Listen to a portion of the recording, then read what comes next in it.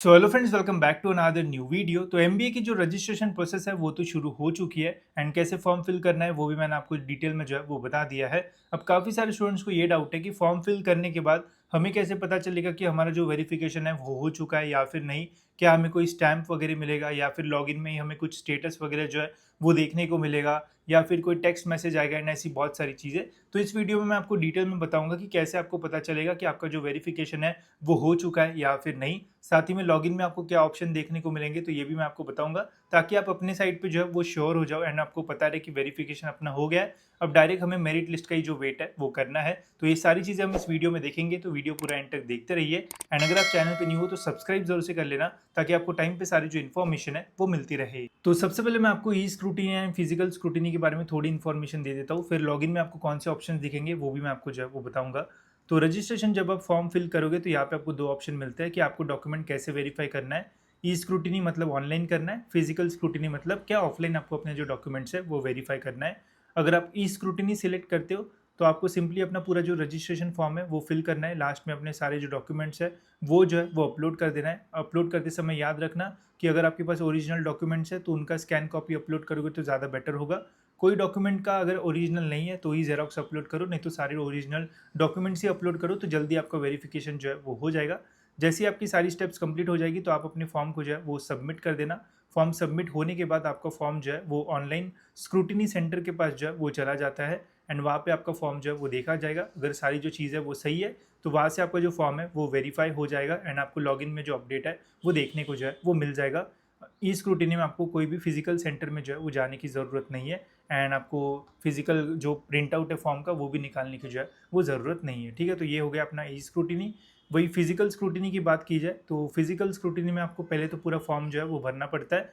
Last step में यहाँ पे भी आपको सारे जो डॉक्यूमेंट्स है वो जो है वो अपलोड करना पड़ता है। बट यहाँ पे ऑनलाइन जो है वो वेरिफिकेशन नहीं होता है। यहाँ पे आपको स्टार्टिंग में ही स्लॉट बुक करना पड़ता है कि कौन से सेंटर में जाके अपने डॉक्यूमेंट जो है वो वेरीफाई करना है। तो इस कंडीशन में फॉर्म फिल करने के बाद उस फॉर्म का आपको जो प्रिंट आउट है वो जो है वो निकालना है। प्रिंट आउट निकालने के बाद जो डॉक्यूमेंट्स आपने अपलोड किए वो सारे डॉक्यूमेंट्स, साथ ही में जो फॉर्म का आपने प्रिंट आउट निकाला, ये दोनों चीज़ें आपको जो है जो सेंटर आपने बुक किया होगा वहाँ पे जाके आपको ये दोनों चीज़ें जो है वो दिखा देनी है। वो आपकी सारी जो चीज़ें है वो चेक करेंगे। अगर सारी चीज़ें सही निकलती है तो आपका जो वेरिफिकेशन है वो हो जाएगा एंड कन्फर्मेशन कैसा मिलेगा वो मैं आपको जो है वो दिखाता हूँ। बट दोनों में से कौन सा बेटर आपके लिए रह सकता है, तो देखो, अगर आपके घर के आसपास या फिर थोड़ा दूर भी फिजिकल सेंटर है, मैं आपको बोलूँगा कि फिजिकल स्क्रूटिनी ही जो है वो सिलेक्ट करो। इससे जल्दी वेरिफिकेशन हो जाता है एंड ऐसे कोई प्रॉब्लम भी जो है वो नहीं आता है। वही ई स्क्रूटिनी भी ठीक रह सकता है, अगर आपके पास सारे डॉक्यूमेंट्स है तो आप ई स्क्रूटिनी भी कर सकते हो। इसमें थोड़ा टाइम जो है वो लग सकता है वेरिफिकेशन होने में, ठीक है।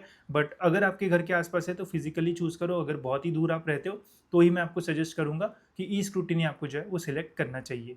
अब ये तो हो गया। अब हमें कैसे पता चलेगा कि हमारा वेरिफिकेशन हो चुका है या फिर नहीं।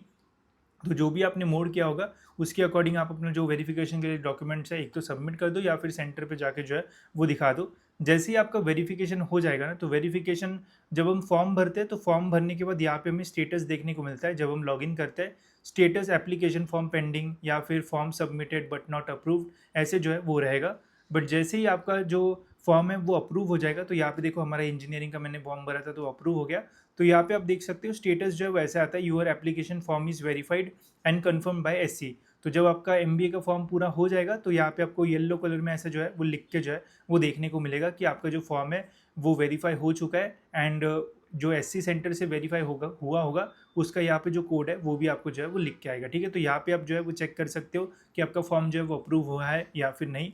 इसके अलावा जो फिजिकल स्क्रूटिनी के लिए जाएंगे तो जो एप्लीकेशन फॉर्म का प्रिंट आउट निकालोगे उस प्रिंट के ऊपर आपको जो कॉलेज का स्टैंप है, मतलब जो सेंटर का स्टैंप है वो भी जो है वो मिलता है। तो उससे भी आप समझ सकते हो कि आपका जो वेरिफिकेशन है वो हो चुका है। जो ऑफलाइन सेंटर में जाएंगे वेरिफिकेशन के लिए उनको ही स्टैंप जो है वो मिलता है।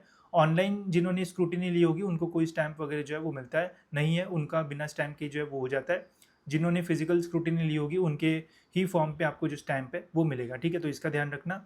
इसके अलावा सीईटी सेल की तरफ से मैसेज भी आता है। जैसे आपका वेरिफिकेशन हो जाएगा तो यहाँ पे आपका आएगा, पहले तो नाम रहेगा, your application form is confirm by SC center on this date, login and verify. तो वेरीफाई करके आप एक बार जो है वो चेक कर सकते हो। तो ऐसे भी आपको मैसेज आ जाता है, ये भी देख के आप समझ सकते हो कि आपका जो फॉर्म है वो वेरीफाई हुआ है या फिर नहीं। इसके अलावा यहाँ पे आपको लॉगिन में भी दिख जाएगा कि आपका स्टेटस जो है वो अप्रूव्ड हुआ है या फिर नहीं।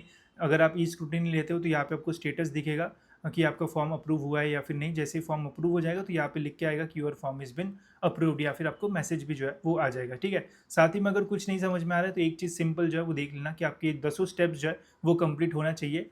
आप अपने साइड से जो है वो 9 स्टेप्स जो है वो कंप्लीट कर सकते हो। जो 10th स्टेप है वो स्क्रूटिनी सेंटर से जो है वो कंप्लीट होता है।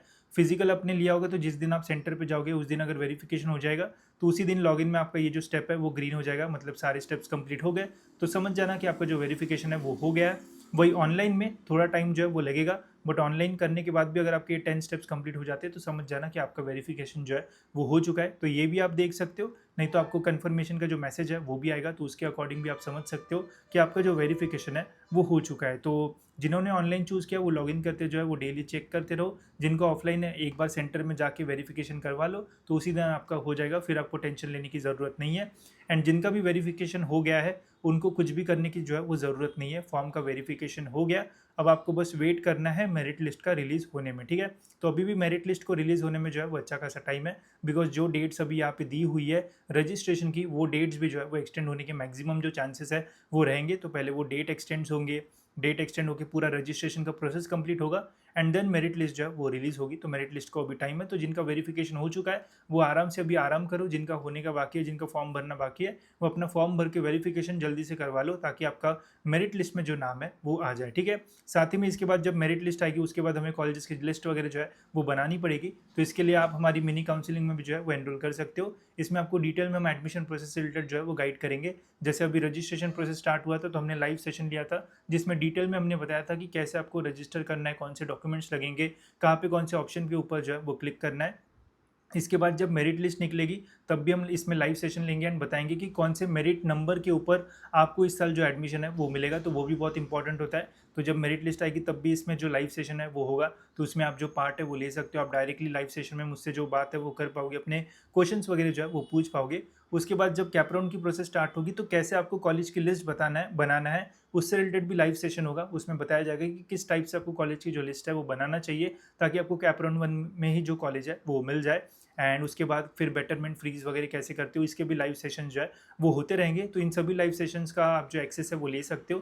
तो अगर आप भी इंटरेस्टेड हो, आप भी चाहते हो कि आपसे कोई मिस्टेक ना हो एंड आप सारी जो प्रोसेस है वो इजीली कर पाओ, तो आप मिनी काउंसलिंग का जो पार्ट है वो बन सकते हो। यहाँ पे लाइव सेशंस होते रहेंगे, आप बात कर पाओगे एंड अपने सारे क्वेश्चंस वगैरह भी जो है वो पूछ पाओगे। ठीक है, बाकी सारी ऑफरिंग्स यहाँ पे जो है वो लिखी हुई है, अच्छे से पढ़ के आप इसमें जो है वो एनरोल कर सकते हो। बाकी आपको तो पता है टाइम पे मैं अपडेट्स वगैरह जो है वो देता ही हूँ, तो ऐसा कोई प्रॉब्लम आपको जो है वो नहीं आएगा। तो फिलहाल इस वीडियो में जो है वो इतना ही रखते हैं। अगर आपको इन्फॉर्मेटिव लगा होगा तो लाइक जरूर से कर देना एंड ऐसी वीडियोस के लिए चैनल को जो है वो सब्सक्राइब भी कर देना। मिलते हैं ऐसी और एक इन्फॉर्मेटिव वीडियो में।